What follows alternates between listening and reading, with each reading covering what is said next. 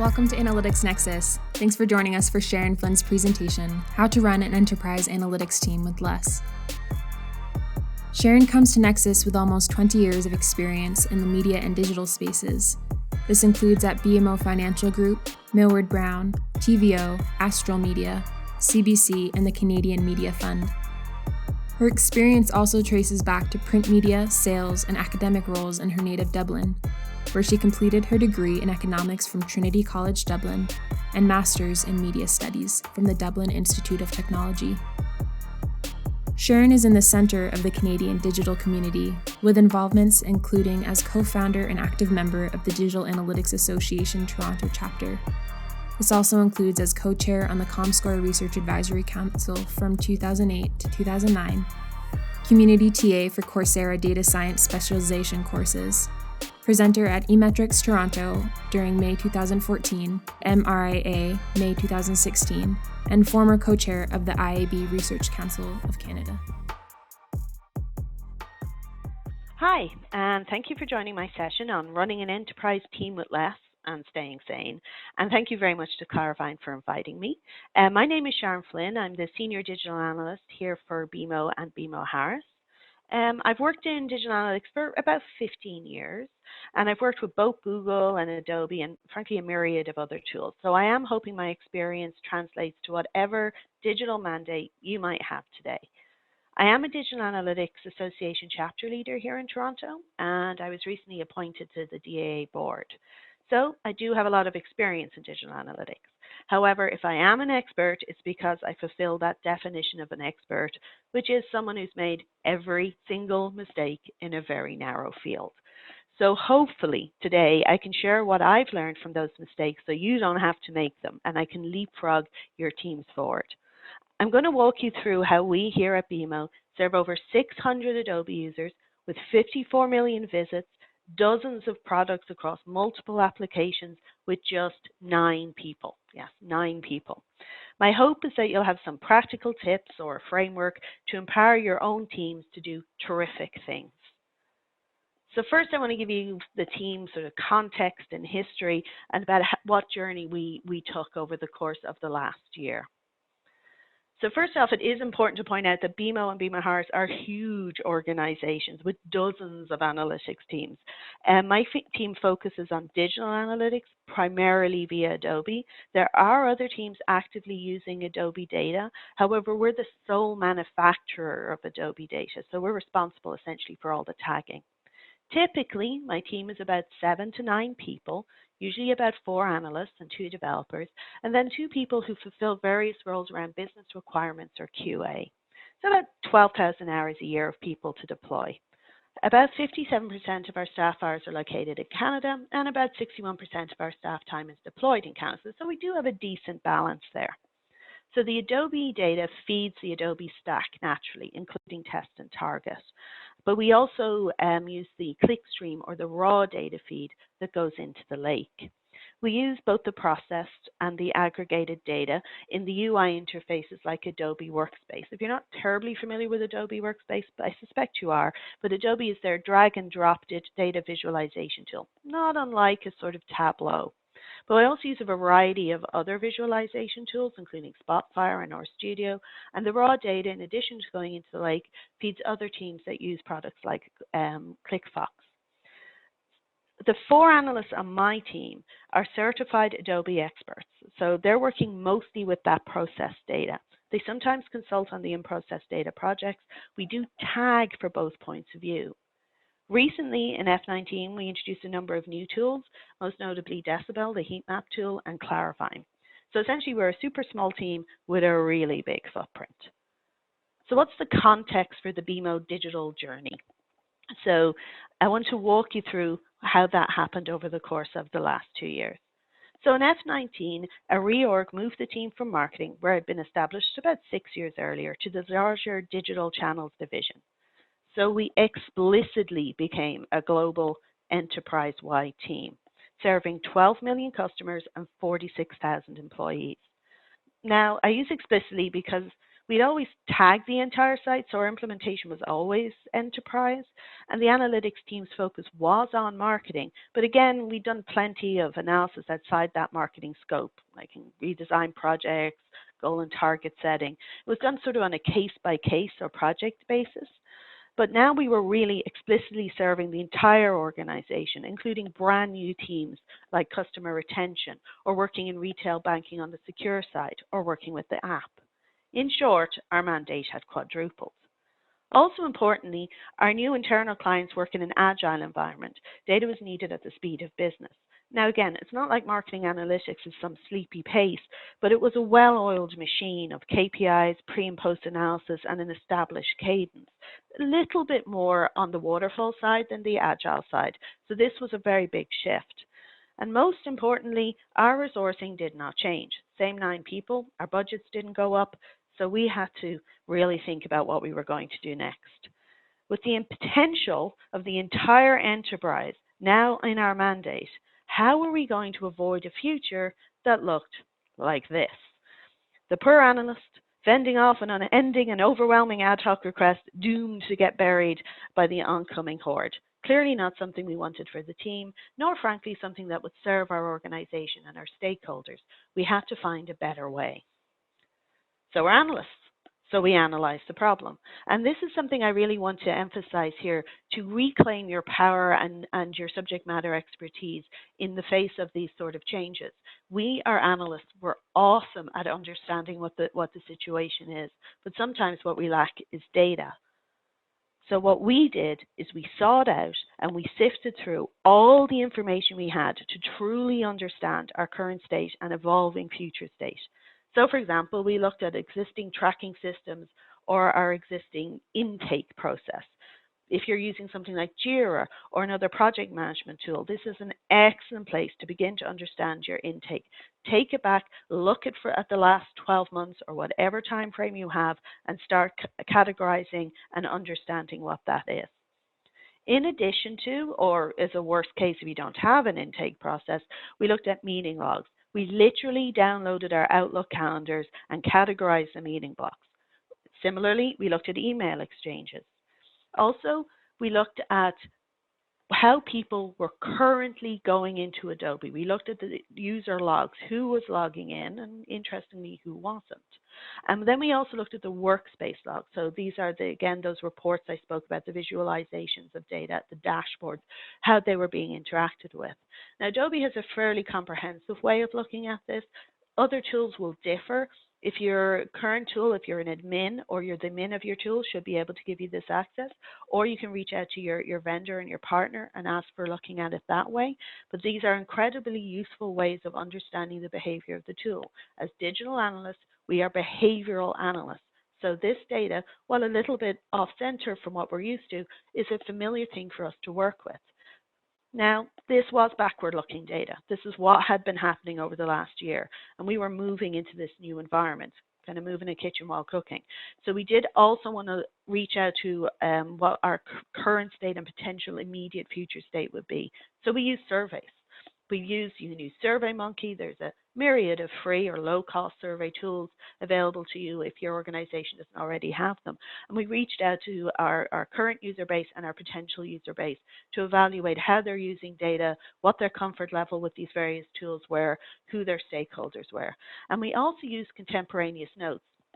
And this was really something that we hit upon very early on. We took notes of interactions we had, post-meetings, various conversations, those corridor conversations you have while microwaving something at lunch, running into that guy in Starbucks you keep seeing in the same meetings, chatter post-town halls. So we took a qual approach. If we talk about those contemporaneous notes of ideas that generated amongst yourselves, I just kept them in a simple Word document. You can put them on Post-its, you can stick it on the wall, but the idea is to try and get a sense of what the chatter is, so you have a good understanding of what people are actually doing and get a quantitative understanding of what people are saying they want to have happen now. So then we took all of that and we started to understand what we had been doing in F19.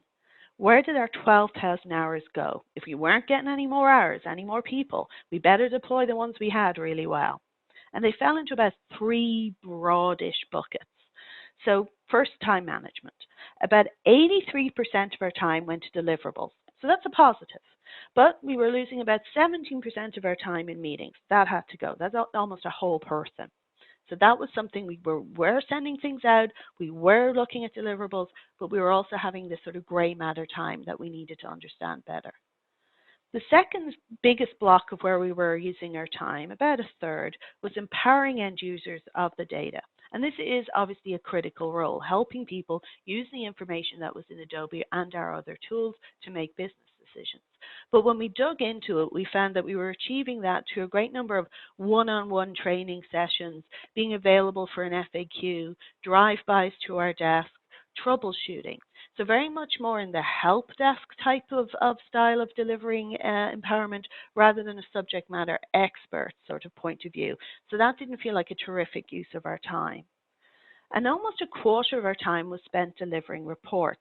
The common lexicon in BMO is KPIs, book of record reporting.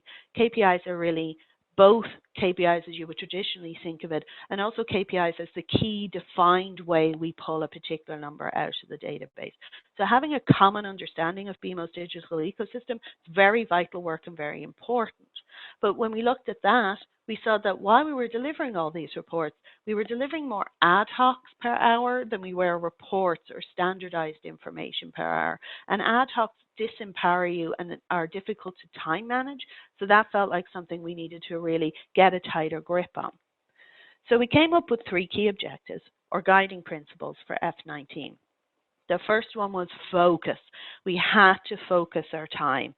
Every single thing we did had to provide value to our stakeholders, to our customers, to our shareholders.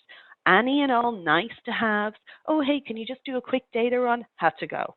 If we were the subject matter experts we believed ourselves to be, we should be deploying ourselves in that kind of mindset.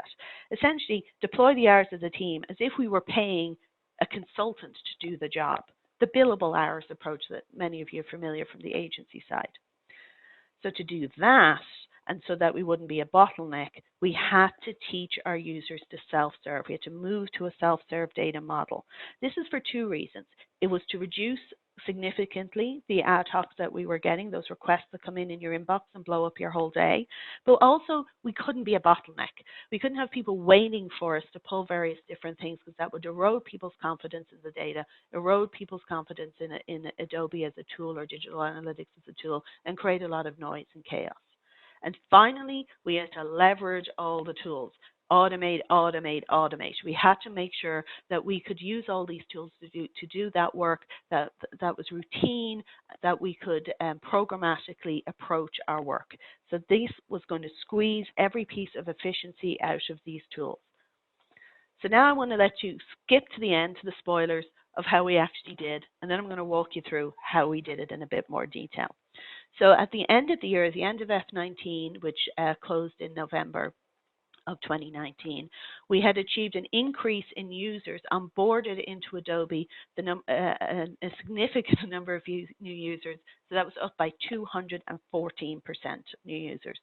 More importantly, logins into the tool itself were up 406%. Interaction with those workspaces that we had built or that people were building themselves increased by 56%. We built an enormous number of curated workspaces, FAQs as such, answering questions before they were asked. And these workspaces were viewed over 19,000 times. This is up from 6,000 the year before.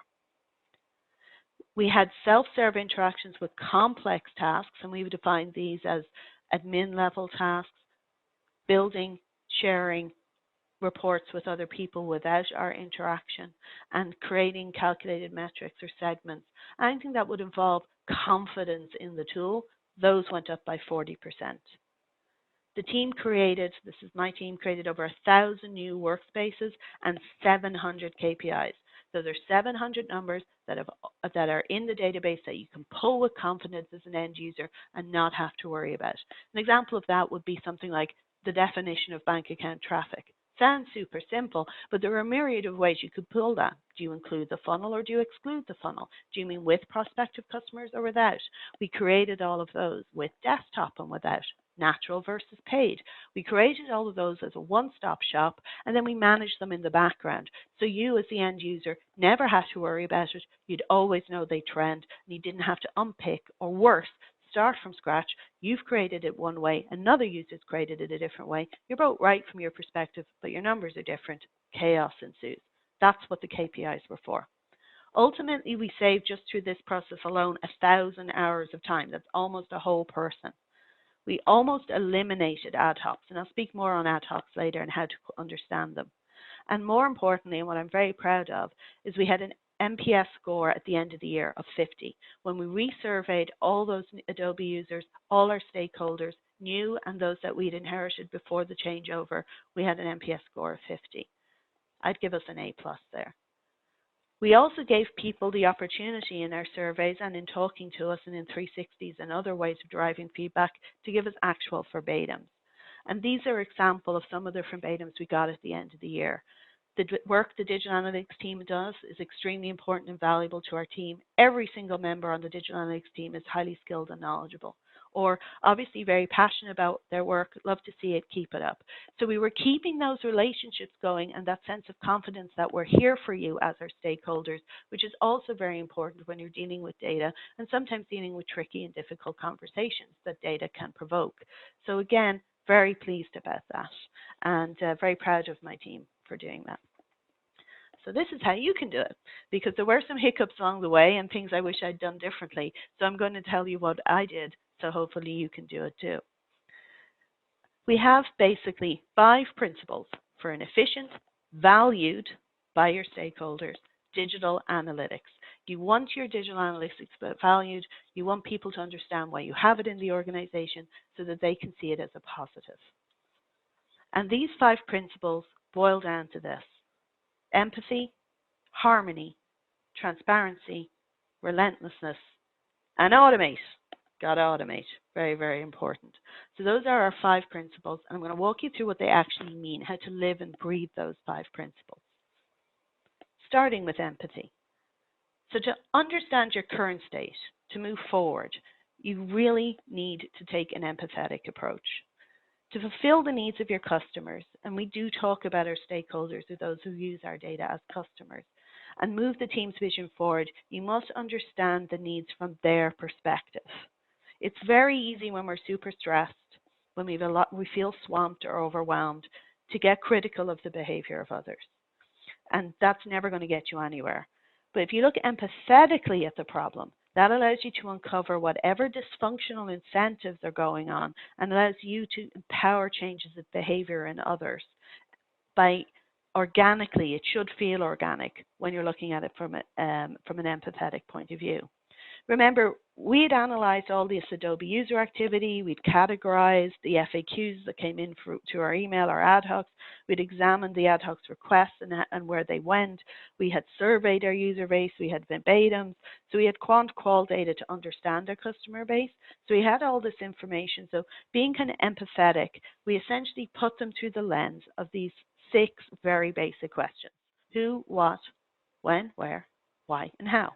Very simple. And hopefully you'll start to see a theme of simplicity here. You don't need an overcomplicated process.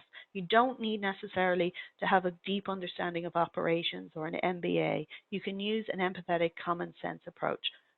How did we take these questions and apply them to the data? Well, we asked, who is asking questions of the data or of the team? And who is not. Now, the nots are just as important as the who's. Is there a group of individuals whom, as a subject matter expert, you know should be using the data, but doesn't appear to be? Who are these people, and how do we reach out to them and talk to them? What are they asking, and critically, what are they doing with the data? And the answer of, I have no idea what they're doing with this data, is actually a very useful data point. So we want to understand what people are pulling, and then as a subject matter expert, try and understand what might be a better and more effective way for them to get to the question. When are they asking questions, either of us or of the data? This allowed us to try, as best as is feasible, especially in a large organization like this, to build out a calendar roadmap of where the spikes might be. Now, some spikes are obvious, end of year, end of quarter reviews, times when the annual report comes out, when a marketing initiative ends. But were there other cadences that we could identify and uncover so that we can empower teams in time? Where are they in the org chart?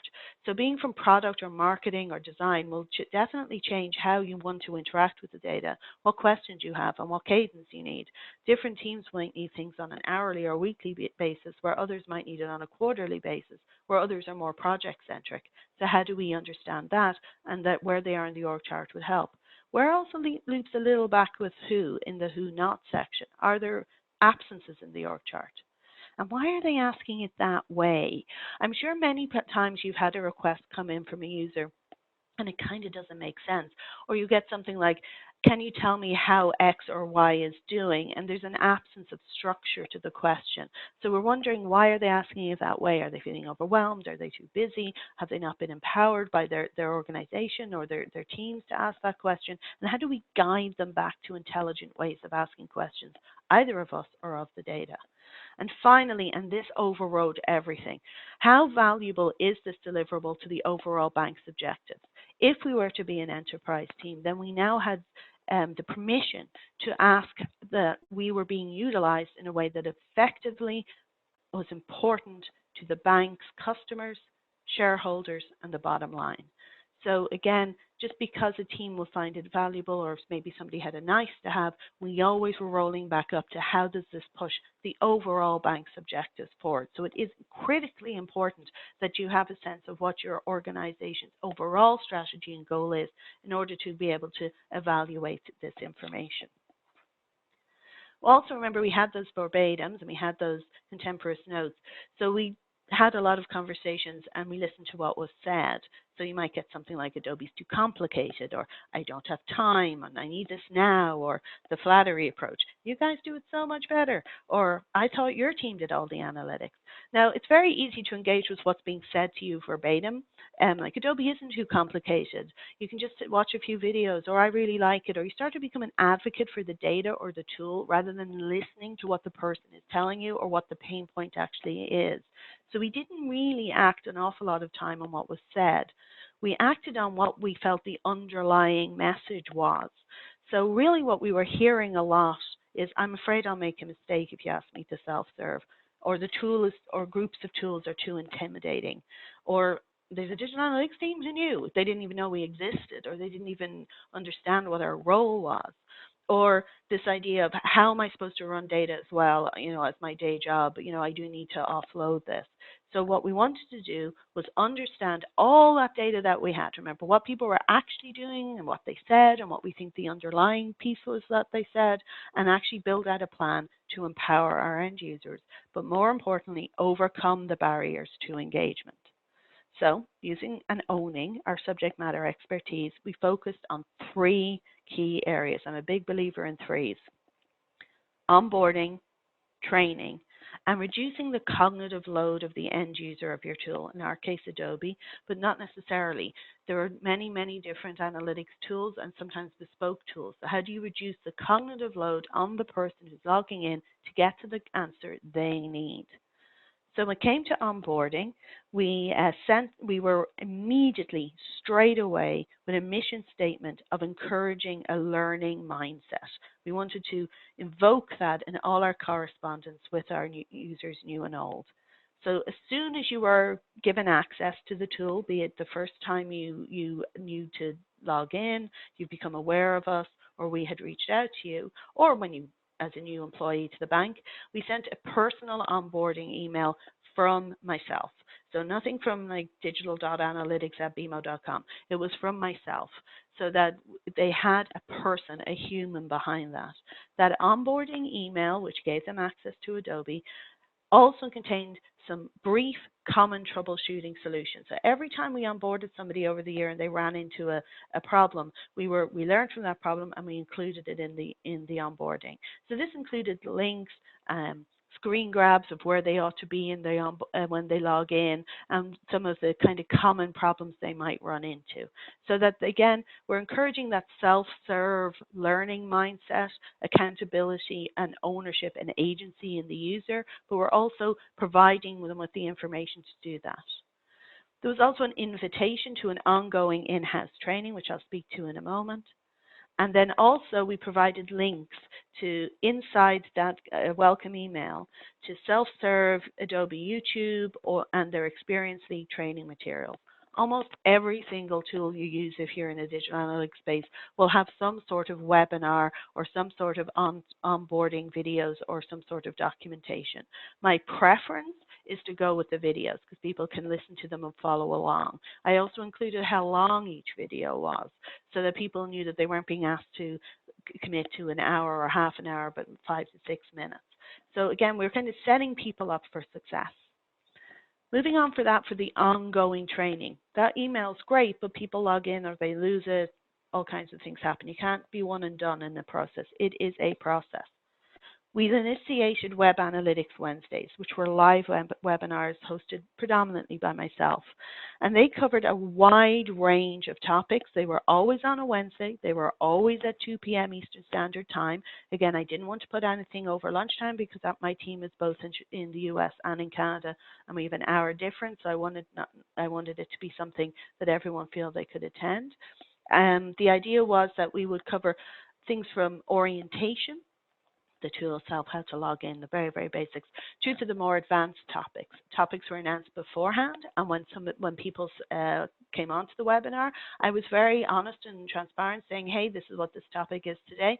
If it's not of interest to you, please feel free to drop off. This is for you. It's not for me. My ego won't be bruised. So the idea is to let people drop in and out of this information and form relationships and alliances in that. We also sent out SurveyMonkey surveys afterward to gauge the success of the project and to see where we might need to pivot or change. We did do one-to-many training of the teams.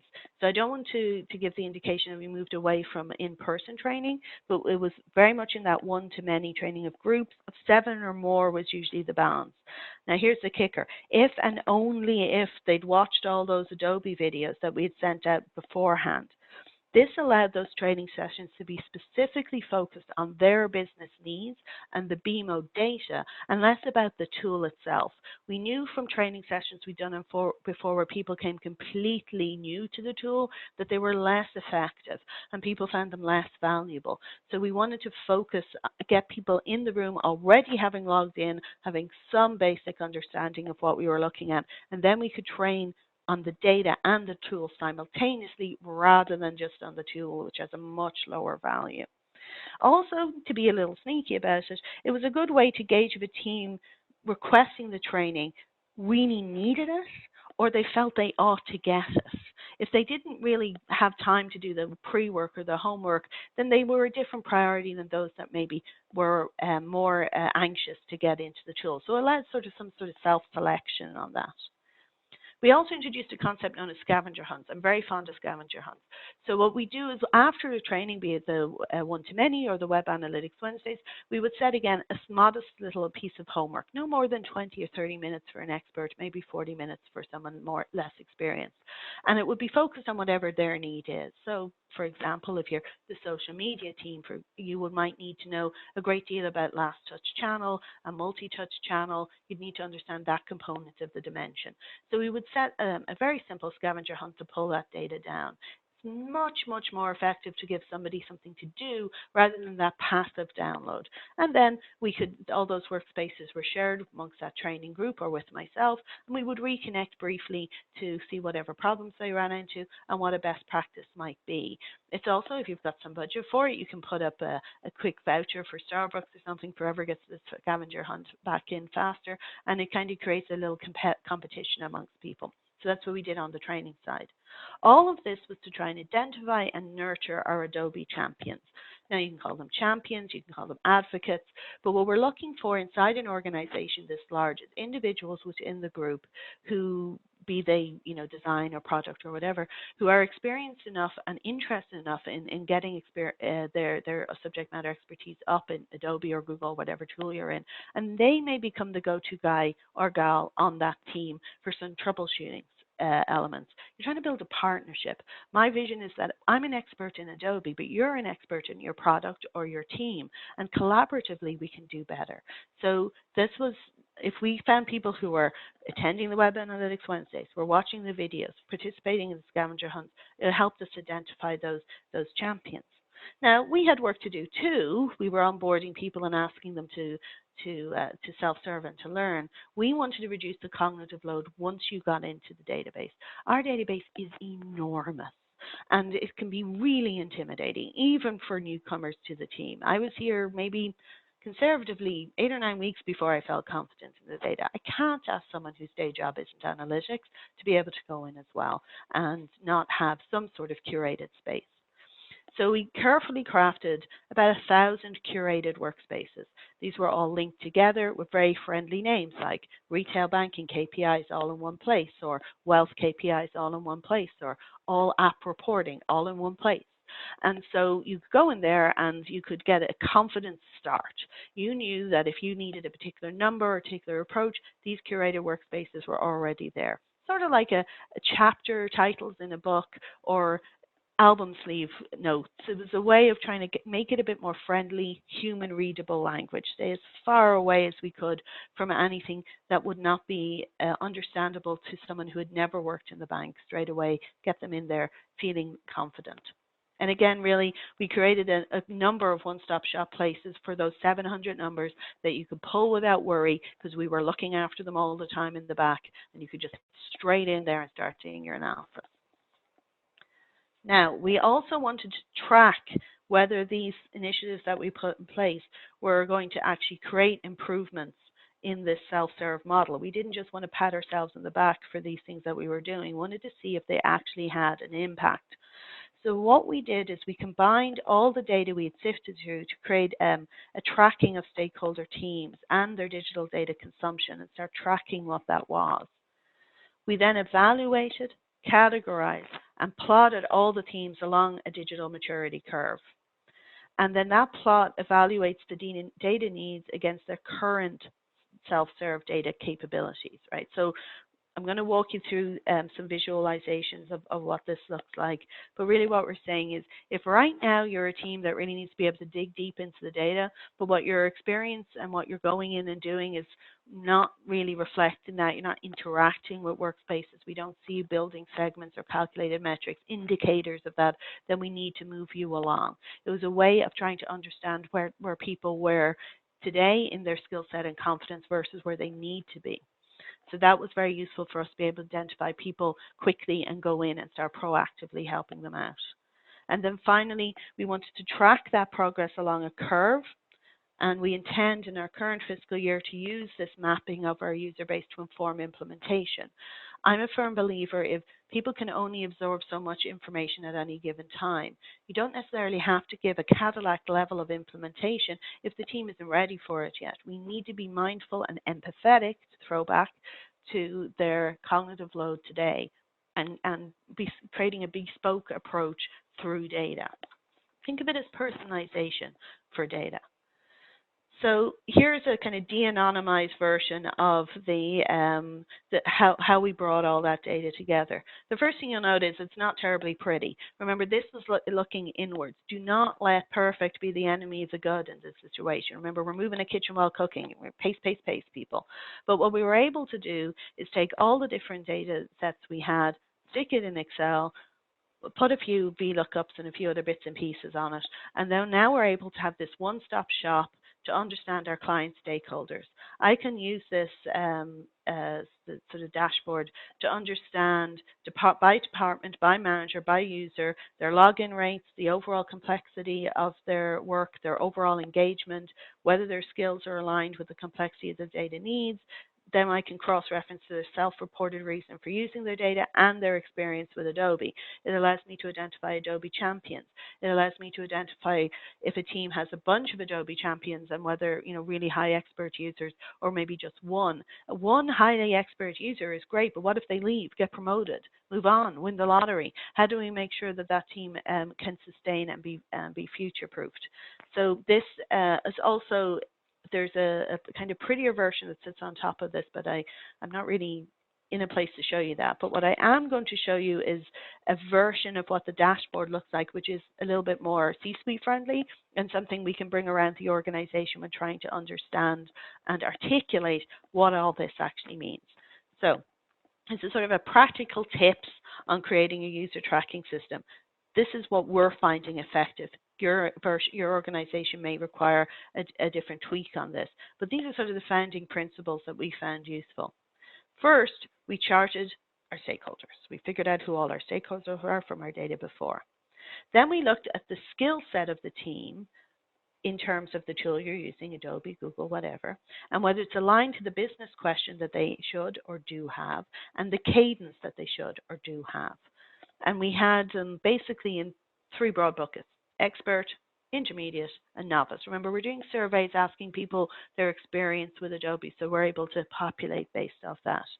The expert, intermediate, and novice and business question and cadence being aligned was also informed, but whether or not we saw through the work they were doing, the requests they were making, or where we knew they were from our implementation, whether they were in a sort of mostly descriptive place, the what happened, the red arrow, the green arrow, whether they were more in a prescriptive place, what happened, why did it happen, what was the influence and the push and pull on a KPI, and then really into the predictive when we're talking about modeling and that kind of thing. So we sort of used this framework from all the information that we had gathered to start plotting our teams along this. So green meant that the stakeholder is aligned. Their questions, business questions, their cadence, whether they're descriptive, prescriptive, or predictive, and whether their skill set is novice, intermediate, or expert, is aligned. So they're in good shape. Amber was they're under development. Either they are advancing as a team, and so they're hitting another learning curve, or maybe they're a little bit behind where they want to be or they aspire to be, and that we need to push them along. And then finally, reds are where we have misalignment in one of these elements. They're working, they're kind of stuck in a descriptive space, and they need to move to recognize that they're in a more prescriptive place, and what would that actually mean? And then importantly, we then cross-reference that against the demand on the digital team versus the ROI. Again, I'm going to just throw it out there. Imagine we should be producing, say, $200 of work per hour. That's what I would cost an hour. Just let's put that number out there for the sake of understanding. So we wanted to know whether the time we were spending with them was that $200 an hour, or were we being asked to do work or interact with them at a $50 an hour level. And if that was the case, that wasn't good. So if it was $200 an hour and it was $200 an hour work, great, we were all aligned. Or maybe it only took 10 minutes to deal with them. Okay, we can figure out that that's aligned, that's working.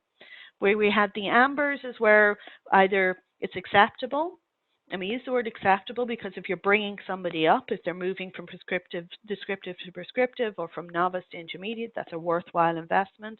So we didn't want to make it we wanted to create a range where it was acceptable. And then finally, where we have the billable hours are very much misaligned. So you're using these subject matter experts, these Adobe certified users, to maybe download the top 10 pages on the microsite. That's not good use of our time. So we wanted to be able to understand that. So then we started looking at where people fit. So right at the bottom left-hand corner, this is where you're going to have your super novices. You're going to have people who really maybe have never logged into any sort of analytics tool, or are not familiar with digital analytics, and they're very much in that descriptive world. And then sort of in the middle, we have these people actually take a lot of management. You really do keep an eye on them. They're kind of your rock stars, but they're also people we want to keep an eye on. We're trying to strike that balance between work that you're taking back onto the team on behalf of whoever these, whether it's product or design, or work you want to outsource and packing back to the team, because it actually makes more sense to sit with your stakeholder teams. You need to keep that balance. And then we started mapping, and then finally in the predictive side of things, really in the top right-hand corner, you got your data scientist. This is where you're starting to create a large amount of models. You're kind of getting into the lake. And really at this point, we would be guiding projects like that or teams like that really out of our scope and onto one of those other myriad of analytics teams that are in the organization. So that's sort of a quick way one could evolve. So then we just started dropping, pivoted, and created a bunch of ways of calculating this, and we were able to drop teams in. So you could have a number of people, say, in the descriptive bucket. Not everyone's going to get the same grade. So our friends here, obviously in real life, these have individual team names next to them, that sort of thing. So this team here, we've got some, they're at an intermediate level. Would be my suspicion here, and but there is what their need is. See, their need is intermediate, but they're not there yet, and so there's a misalignment going on. This team here doing perfectly well, but maybe more and more demands are happening as a team, so we need to keep an eye on that. Another group here is moving towards the prescriptive. So again, while the way they're working now is very much in that novice space, we need to be mindful of where they are. So if you can imagine this sitting on a dashboard, and again in a PowerPoint, you can easily see who are the people we need to be proactively engaging with to get them to a self-serve model, and who we need to work with, or who's doing really well and who can be our champions. You just have a much better picture of the hundreds and hundreds of people that you're trying to serve on a daily basis. So again, this is just the way we looked at it, but any sort of way you have of really mapping out, analyzing, and telling the story of what your users are doing is what you're really aiming for.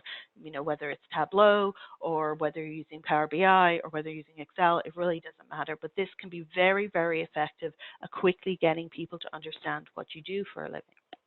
So thinking about, again, what are you doing all day? The next principle, transparency. This is key. You're transparent. You never have to say no. You never have to get to a place where you're saying to people, no, I can't do that. No, we're too busy. It also very, very much helps with any sense of, is that team overworked, or is Sharon's team, are they busy, or are they just not managing their time? Some of those might be more negative things that you want to make sure isn't happening. I'm not going to dwell on this too long, because really what we use for transparency is public-facing tools. Now, to be clear, I mean public-facing as in inside of BMO. I'm not live tweeting this. It's something that people are able to access if you're a BMO employee. And first of all, we answer that question, what are these guys working on? And we use Jira. I'm a big fan of Jira, especially if you're working with agile teams. Whatever your tool of choice is in your organization that your agile teams or other project management teams are using, if you're not on it, get on it. So what allows us to do here is clearly list, either through the backlog or the Kanban board, everything we're doing. It also allows us to put all our information into one place that is anyone can see, about status of projects, reasons why they might be delayed, who's the key people, everything is in here. So it's an incredibly useful way for people to have a sense of what our workload is. You don't know how many meetings I've been able to get back on track or to kick off in a positive way to say, I hear what you need. You've got to understand we have 300 unassigned tickets right now. Help me to help you. You can look at the board, see where we could partner with you, that kind of thing. So very, very, very useful way of being really transparent and really open about what you're choosing to do. You're also inviting conversation from others as to how you're deploying your team. Again, got to set the ego aside here and see yourself as a resource for the organization and invite those conversations about where people might want you to deploy. It can be very, very useful getting a clearer understanding of your mandate and your scope. The second thing we do is document, again, in public-facing tools. We use Confluence. I am a fanatical documenter. If you don't think you have time to document, then you absolutely need to document. So we put everything in Confluence, all the screen grabs, the screen of what the tools are, the happy, the unhappy paths. It's a reference for people to use when they're trying to pull the data. Again, very much helps you in understanding the scope. It is absolutely critical. I am such a fanatic about this that before I start any analysis, I'll run my debugger and I'll download what the code is before I start so I can future-proof in the morning for the next time I do it. It allows for replicatable, audible data, audible analysis. Cannot recommend it more. You can use SharePoint or a Google Doc, but whatever it is, document your methodologies for doing things, the cadence that you're doing it, and help people see publicly what's involved. Unfortunately, a lot of people think digital analytics is on computers, tap, how it can be, pull it out. It is important to be able to document it in unemotional terms, what the steps are so you can help onboard people. And all this leads to very clear trade-offs. It's very easy for your respective teams to see what you're working on, see where you're deployed, what your points are for your current sprint and your next sprint, where they can fit themselves in, and really what you're asking of them is to partner with you in managing your time and being very transparent in how that work is done is incredibly important. So transparency, honesty, heart on your sleeve, park the ego, listen, but provide people with the information back. After all, we're tracking them. They should be able to track us. So all that should lead to harmony, a balanced teams. And really speaking of the team now that I work with, whom I'm privileged to work with every day. So really, it kind of goes without saying, you got to hire the best of the best of the best. In my opinion, I have the privilege of working with quite possibly the strongest digital analytics team in North America. I'll fight you for it.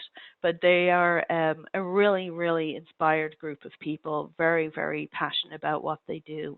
So assuming you've gotten the best of the best, how do you go about doing that? Well, one of the things we do here is everybody interviews the candidates as they come in a phased approach. If we have a new candidate, a new person join the team, we have a little test that we do for them. I also use the digital analytics framework for an analyst, and we have it all graded, and we're able to look for soft and hard skills and that. So we're able to filter for that. But once you have that best team, you can kind of think of a team this size not as an orchestra because it's not really that big, but like as maybe a chamber music or a quartet. You need to be singing, have the same music sheet. You need to have the same story you're working to. You need to have shared, cleared goals. Again, in a leadership role, it is my responsibility to bring those goals up and to set them and keep the team accountable. But it needs to be a conversation that's happening all the time. One thing I consider very, very important is casting for passion. Now, what do I mean by that? Someone who's very, very interested in a particular area, very excited about expanding their skill set or having exposure to something else, is going to be energized by that work, even if it's tough and it's going to take, a learning curve. So I have really this idea that you really don't burn out in your job. What you do is you get exhausted by doing stuff that isn't interesting. And nothing demoralizes a high-performing team faster than asking them to do bad work. So if you are doing something new, you want someone who's excited by learning that piece, and you need to talk to them honestly about, hey, what do you want on your LinkedIn for next year, and how can we're an enterprise team. There's a project somewhere that will expose you to that. How do I put you in front of that? To do those things, you need a very safe and supportive and respectful environment. We need an environment where we can predict or see problems long before they happen. Or if we see something that's going to be a problem around, for example, security, we are absolutely fanatical about security, as we should be at BMO. So I need everybody on my team feeling honest and safe to be able to go, hey, I'm not sure that's a good idea. What if we captured X or Y?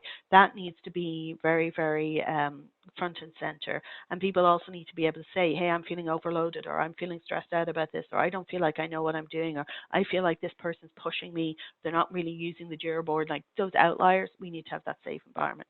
You also need a shared vision for the future. We have a very clear idea of what digital analytics should be at BMO. I sometimes joke that just because I'm talking doesn't mean I'm right, but we do have that shared vision.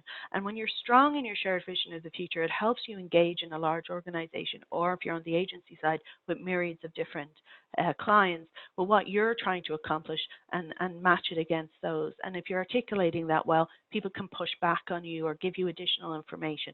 But you need to have a shared vision of the future. It's my job as a leader of this team to remove any and all obstacles. And I mean all of them, administrivia, anything like that. These guys need to be focused 100% of the time on their work. So the minute they run up against an obstacle, it's my job to remove it. And my last one, and I'm again, if I'm fanatical about documentation, I'm almost more fanatical about this, ban invisible work. So everything we've done before now, empowering our users to self-serve, tracking what they're doing and making sure that we're there for them and getting them up that digital maturity curve, the transparency of our Jira board and what our work is. If I have people doing work over an excessive amount of overtime, or frankly any overtime, and it's not in that system, the whole thing collapses. I need people to be fresh. I need them to be listening to podcasts and reading books and watching Game of Thrones and walking their dog in the evenings so that they can come back the next day with clear minds and energized to do this work. Exhausted analysts ultimately can't do a really good job, and they can't keep their perspective and their sense of self and center. From a business point of view, it's frankly irresponsible. If I have a lot of people doing a great deal of overtime, I can't make the business case for either increasing our staffing or making a case for reducing our scope. So I'm borrowing problems from the future. So I am fanatical about invisible work. Of course there are crunches. Of course there's occasionally going to be a time. But routinely, I want my guys here 9 to 5, Monday to Friday, and off on the weekends. So that brings me to the idea of being relentless in challenging your limits. A lot of this I've spoken to has been around process and how we track things and how we're bringing people up to speed, looking outwards at where our work is listed publicly or where our users are entering in the site. But we also have to challenge relentlessly our own limitations and our own thinking. So I'll just throw one of the statements that I made at the very beginning of the year. In my opinion, a regularly produced report that creates ad-hocs is a failure. Changed my mind. So suffice to say, my team didn't entirely agree with me on this. But what I'm trying to say is if you're delivering something on a regular basis, something that you're putting a workload into, we had a report that was subsequently retired that was taking 40 hours a month to put together, and the rest of the month was spent answering questions that report generated. So my question to the team was, well, why are we producing this report? Why don't we repitch that time elsewhere? So I would challenge you to first look at what the sacred cows in the organization are, the reports that are going out, the practices that are going on, and figuring out how to stop them, or really look at them and go, why are we doing this, and what value does it bring to the organization? So another way perhaps to reframe this is any regular report that creates an ad hoc is a failure if the ad hoc is is a bad ad hoc versus a good ad hoc. So I'm going to take a moment to talk about the good, the bad, and the ugly of ad hocs. So a good ad hoc helps you to build and evolve your reporting. So these really aren't ad hocs at all. This is information that between you and your partner are coming back and forth, your business partner is coming back and forth, that is actually a demonstration that your reporting is doing a good job. And it helps you better understand what that team's needs are and helps them better understand what you're able to deliver. So that's a positive thing. It's a facilitation of knowledge building. It also can align, an ad hoc can come in where when you look at it, it's not really an ad hoc, it's a project, it's something with a longer term, it's a deeper dive. And that is aligned with your team as a subject matter expert, your expertise either in complexity or time. It makes total sense that something that would require a 6 or 7 or 8 or 9 year veteran of BMO digital analytics expertise in order to be able to pull and take down all the data, manipulate it and build a story should be something that sits with our team, or something that even for a good power user on a team could take 4 or 5 consecutive days to pull together. Again, they can't take that time off from their day job necessarily. So that's not really an ad hoc. That's where you might want to reposition it into your Jira board, into your intake process, and say, yeah, this came out of left field, or we didn't really see this coming, but I absolutely see and understand where it comes from. Again, it's it's aligning clearly with a decision and an outcome. Frankly, this is really the deal breaker for me. If I can understand where this data is going to be used, what the outcome is, it totally makes sense that we would be working either with our partner to help them pull the data and understand it and draw insights, or something that we are working on, because we're able to understand its value, understand its ROI. So those are good ad hoc, so to speak.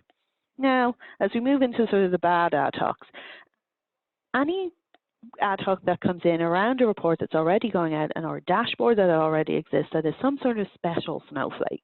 And by this I mean like it's a particular point of view or a particular way of slicing or dicing the data that probably has a time limit on it. It's not going to last for maybe 2, 3, or 4 weeks. Sometimes you see this with the launch of a marketing campaign, or the change in a feature on a website, or some high-profile thing that's happening on the website, and suddenly they need additional things added to your regular report or to your dashboard. I would strongly discourage augmenting whatever current report is to include this special snowflake, or you're going to cause a ballooning in your dashboard, in your report, in your PowerPoint, whatever way you're delivering the report. Guide the person away to something that is bespoke for that period, and ideally have them pull it themselves, or uncover why they weren't able to pull it themselves. Anything that's nice to see. I do have a kind of reaction when someone starts a sentence with "it would be nice to see." I have this sort of visual reaction. Nice to see really should be something people can pull themselves. And why? If I go away and pull your nice to see or develop your report for your nice to see and I deliver it to you, then how are you going to interrogate that further? I want to encourage people who, it would be nice to see it this way or nice to see it that way, to explore the data and understand it themselves, to get those questions answered, to be able to see it from their point of view. But if they're outsourcing that to me or to my team, again, the ROI is unlikely to be there for my team, and they're probably going to get a less than satisfactory experience. Again, pivot back to self-serve. Anything that comes in with no clear alignment with overall business decisions and outcomes either is nice to see in disguise, or we need to take that step to mature it to a good ad hoc by aligning it more clearly with outcomes. So maybe it's just an immature question, hasn't quite ready for prime time yet, but I would certainly categorize that as a bad ad hoc. Now moving on to ugly, unrealistic delivery timelines. Anyone who's coming to you demanding something in a timeline that is not credible is something you need to engage with. Again, you have transparency. You've been tracking that team. You know what they're capable of. You should have a good understanding of, and they should have a good understanding of your process. It is very unlikely that an unrealistic delivery timeline has evolved to a point where I need to deliver something with 17 years experience in digital analytics and over 3 years experience at the BMO database, that I'm the only one who can do this. That's always a bit of an alarm. I understand that if there's a C-suite behind it, I'm going to do it, of course. But what I want to do is figure out, how did we get here? Immediately, you might have to get past that crisis, but you don't breathe a sigh of relief after you've delivered it. You have to go, how did we end up in this particular crisis? Because it will happen again. It's a negative experience on your digital analytics team, and it is doing your organization a disservice. We do not want to get into that kind of space. Anyone who's using relationships to jump the queue, maybe they're your Starbucks buddy or your lunch buddy, they're asking you to do something. Again, we're pleasers as analysts. We want to help and we want to reach out, but be careful of how you're managing that Jira board or that intake process. We have to be transparent. Not a good idea. Anything that should be self-serve.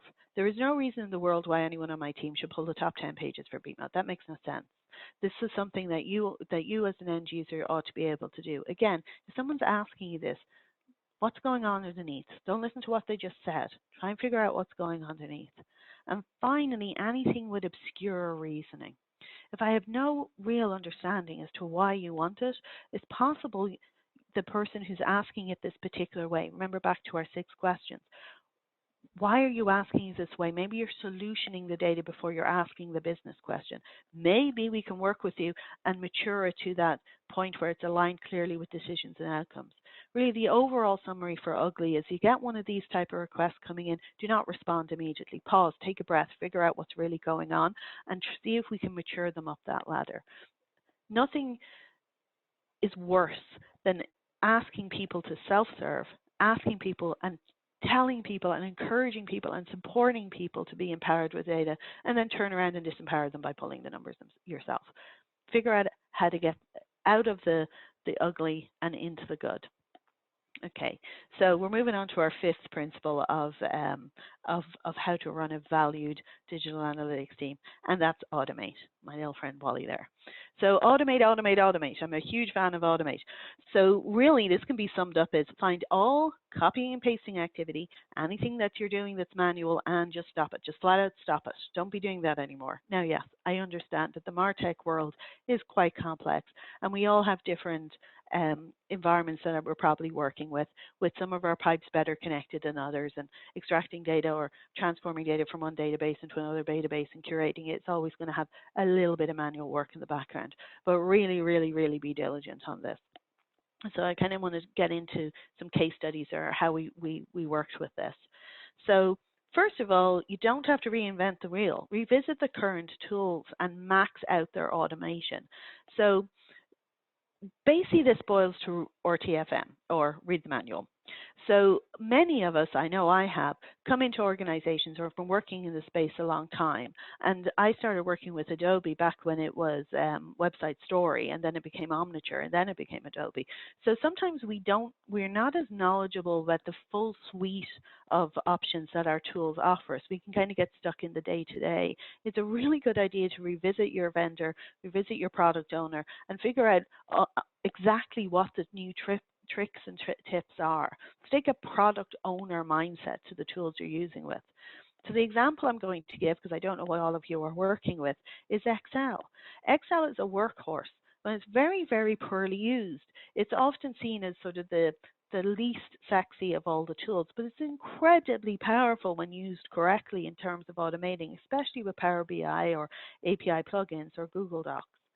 So are you using it to its full extent? Do you know every single tab at the top of Excel? Do you know what all those buttons do? If you do, congratulations, good for you, you won the job. But I suspect that many of us have long forgotten what certain things do. We might have learned them before, used them in a different organization. We get rusty. Use all your VLOOKUPs. Are you using all your macros? Are you using Name Manager? Do your organization have Power BI and are you using it? If you've got API plugins for your tools, are you maxing them all out?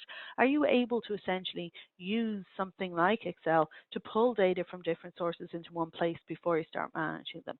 The same goes for RStudio. I think RStudio is seen as somewhat intimidating, but it's incredibly powerful, and it can do an awful lot of really great things. So read the manual of the tools you already have, revisit the tools you have, and ask yourself honestly, would I honestly say I'm an expert in this? And if you're not, give yourself permission to get there. Failing that, at the end of all that assessment, copy and paste is basically your business case for a new solution. If you find yourself doing something in a copy and paste way, like bringing a manual thing that's done over and over again the same way, burning through your important billable hours, you can then translate that now, because remember, we're tracking everything. We've our intake documents. We know what our users are doing. We can quantify and track what that copying and pasting is costing you to the organization, and you can work with the organization to get with your budget, with your team, to get yourself a business case for a new solution, or stopping that particular activity if that's sort of the nuclear option. Do not bang your head against the wall. If you're doing anything like this, anything that's eating up your time, any task that you hate doing, ask for help. Reach out to the community writ large, be it the DAA, Slack, Twitter, LinkedIn. Reach out to your internal community if you're in a larger organization and forge alliances. We have a little group here that we kind of jokingly refer to as the Rebel Alliance, and it's a bunch of us who have similar challenges who are around certain aspects of process, because collectively we're able to share our solutions and also work collectively to build business cases around solutions we might want to have. We have more of an impact. Your problem is rarely unique. There is usually a solution. You just do not settle. And I can't emphasize that enough. If something is a stone in your team's shoe or something is bugging you how things work, don't give up until you find a solution. Don't give up searching for it, reaching out for it, looking at vendors, attending events like this. There has got to be a solution. You do not have the time to be doing copy and paste work. So really what I'm saying here is you want to get the tools to do the overtime and not your team. So the example I'm looking at is, if you're short on time and you're short on money, you need to figure out how to save your time and make the case for the money. So the example I'm going to give is some of the really great success we've had with Claravine in the last year.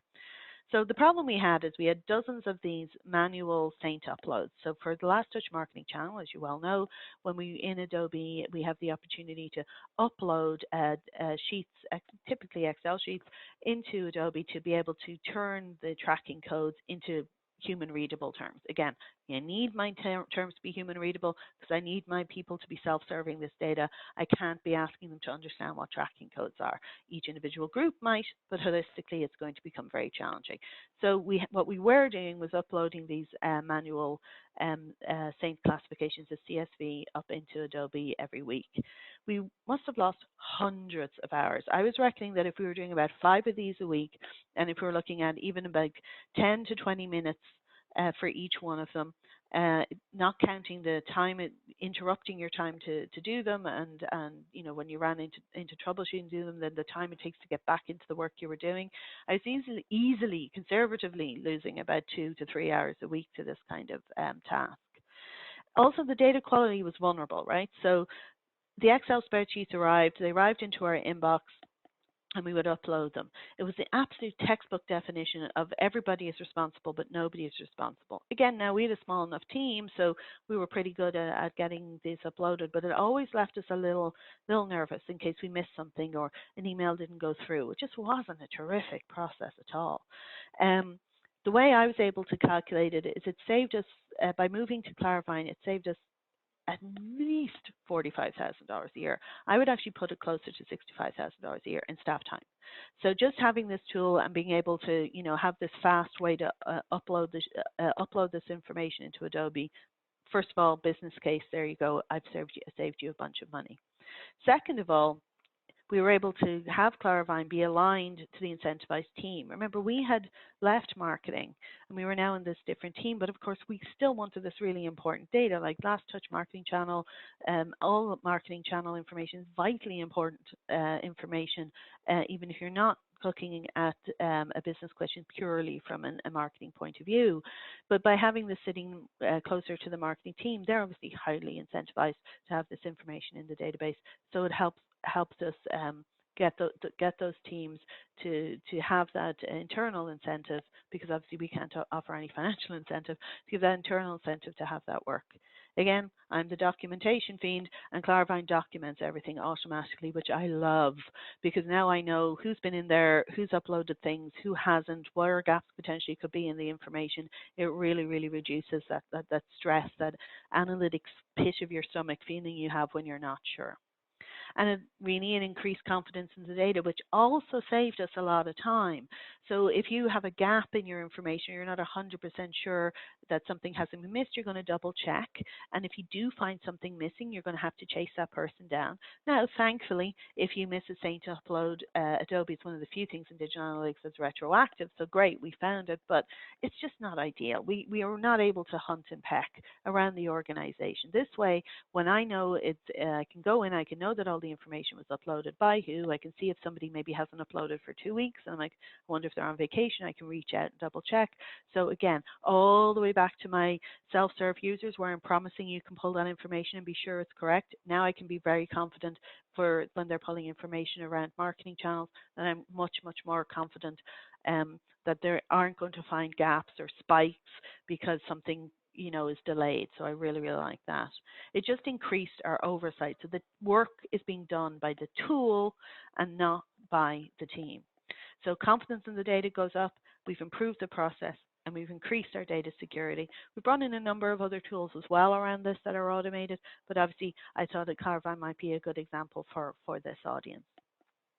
So again, the 5 principles in order to have a rockstar digital analytics team that is liked by our stakeholders when you have 600 Adobe users and 46,000 employees are 5 key things again: empathy, harmony, transparency, relentlessness, and automate.